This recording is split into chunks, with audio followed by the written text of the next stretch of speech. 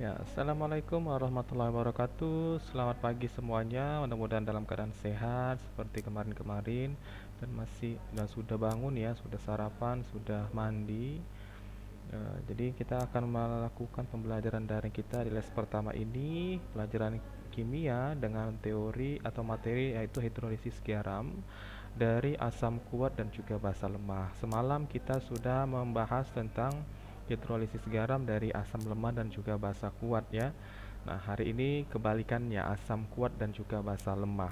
Nah, kalau kita reaksikan antara asam kuat dan basa lemah, berarti garam yang dihasilkan nantinya merupakan garam asam ya, karena kita gunakan asam kuat. Nah, seperti yang kemarin, ya, seperti yang semalam yang sudah kita bahas, di mana garam yang berasal dari asam kuat dan basa lemah, jika kita larutkan di dalam air juga akan mengalami hidrolisis sebagian. Kenapa? Karena kation yang dari basa lemah dapat terhidrolisis, sementara anion dari asam kuat itu tidak dapat terhidrolisis.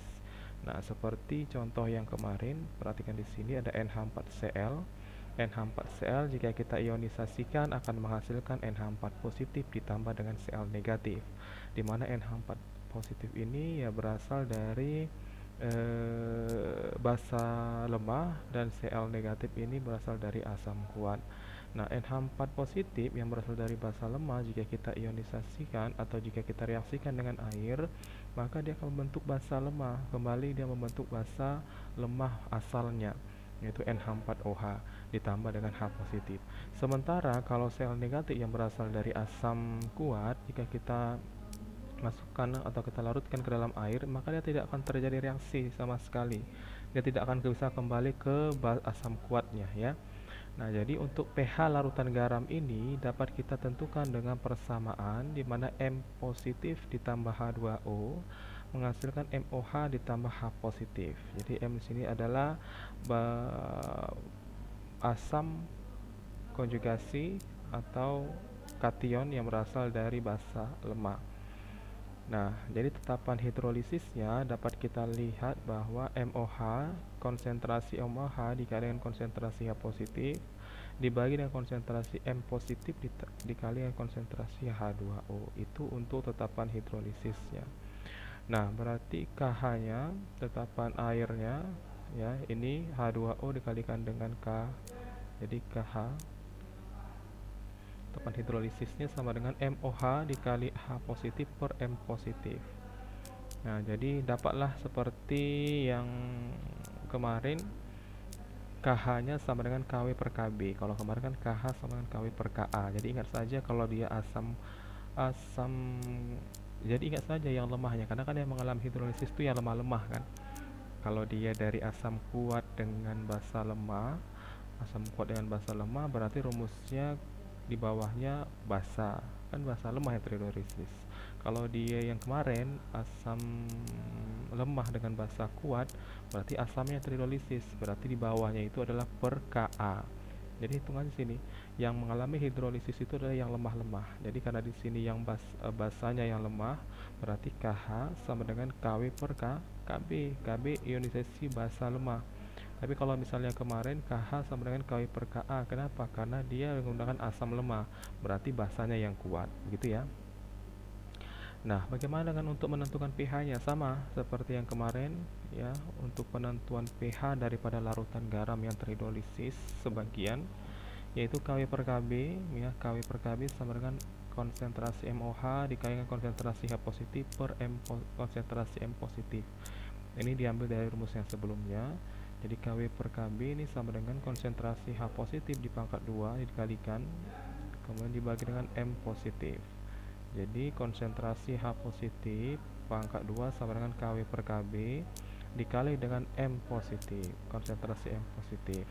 Jadi konsentrasi H positif sama dengan akar dari KW per KB dikali dengan konsentrasi M positif, atau bisa dituliskan konsentrasi H positif sama dengan akar dari KW dikali M per KB. Nah, di mana M itu adalah konsentrasi dari kationnya, ya. Karena kan yang kuatnya itu asamnya, kan gitu ya. Nah, jadi H positif sama dengan KW, ya diambil dari sini ya. Ini jadi KW per pangkat setengah, M pangkat setengah per KB pangkat setengah. Karena dia dinaikkan ke atas, jadi pangkatnya jadi berubah negatif. Ya, berarti KW pangkat setengah dikali KB pangkat negatif setengah dikali dengan M positif pangkat setengah.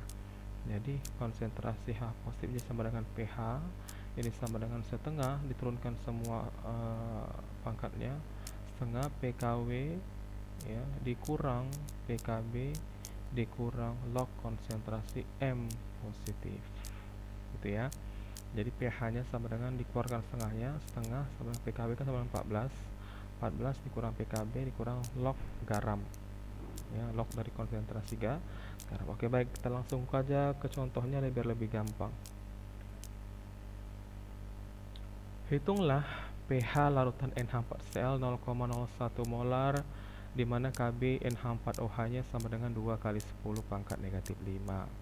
Jadi karena sini ada Kb, kita hitung dulu PKB-nya. PKB-nya itu kan karena nanti di rumus untuk menentukan pH itu sama dengan setengah kali 14 dikurang PKB dikurang log, kan begitu ya. Kalau log konsentrasi garamnya kita ambil dari sini, NH4Cl kan garamnya, berarti konsentrasinya itu 0,01. Kalau 14-nya sudah memang ketetapan dari PKW, tapi PKB-nya yang kita cari ya, PKB-nya berapa besar.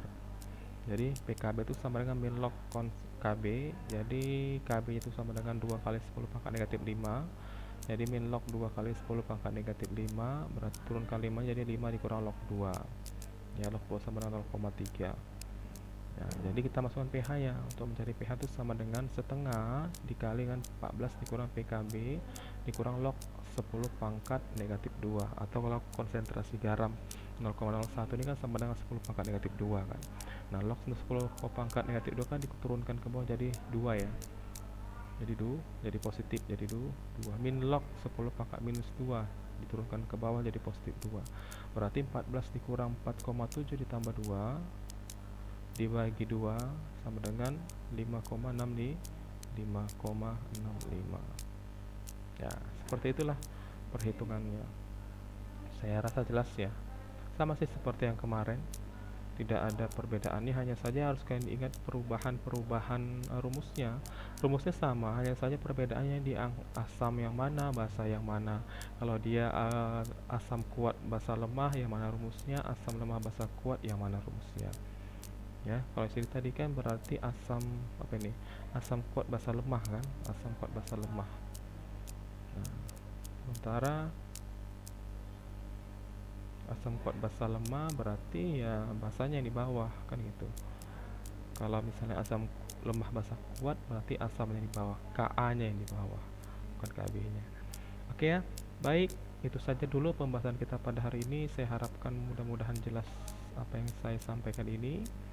Nah, kemudian saya ingin mengingatkan kembali bagi kalian yang masih belum memberikan yang mengulangi resend ya, mengirim kembali keterangan yang salah-salah atau yang belum memberikan keterangan di tugas susulannya. Saya harapkan, saya ingatkan kembali untuk memberikan keterangan dengan baik. Jadi yang paling penting itulah tanggal tugas itu kapan ya. Coba tengok buka lagi di KC yang lama, kapan tanggal tugas itu saya berikan. Kemudian berikan keterangan di classroomnya. Jadi di PDF di judul luarnya itu kayak kasih, jangan yang, jadi saya jangan dulu tengok ke dalam baru kalian tuliskan di kertasnya itu, jangan ya. Jadi saya bisa langsung melihat, oh ini tugas pada tanggal sekian.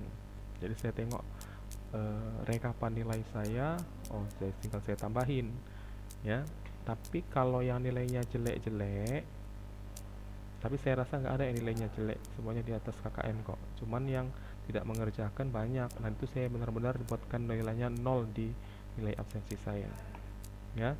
Jadi nanti pun pada saat pengisian rapor, kalau ada yang masih belum memberikan tugas, kalau memang masih 0 juga ya, saya nggak mau ya saya berikan 0 lah di dalam karena kan model raport kita tidak seperti model raport yang sekolah-sekolah lain dia harus ditotalkan dulu, nilai UTS-nya berapa, nilai UAS-nya berapa, nilai tugasnya berapa, dibagilah, bagi 3 lagi, kalau seperti itu. Jadi saya lihat di raport di tempat kita itu nilainya semua harus dimasukkan. Dari satu materi ini berapa nilainya, masukkan semua. KD2 masukkan semua. Tugas portofolionya berapa nilainya, dimasukkan. Tugas proyeknya berapa nilainya, dimasukkan. Jadi semua tuh nilainya dimasukkan. Memang sudah dalam sistem itu, nanti akan ditotalkan, baru keluarlah nilai akhirnya. Begitu. Jadi kalau misalnya banyak sudah tugas yang kita berikan dan kamu tidak mengerjakannya, ya berarti nol lah nilainya, begitu ya.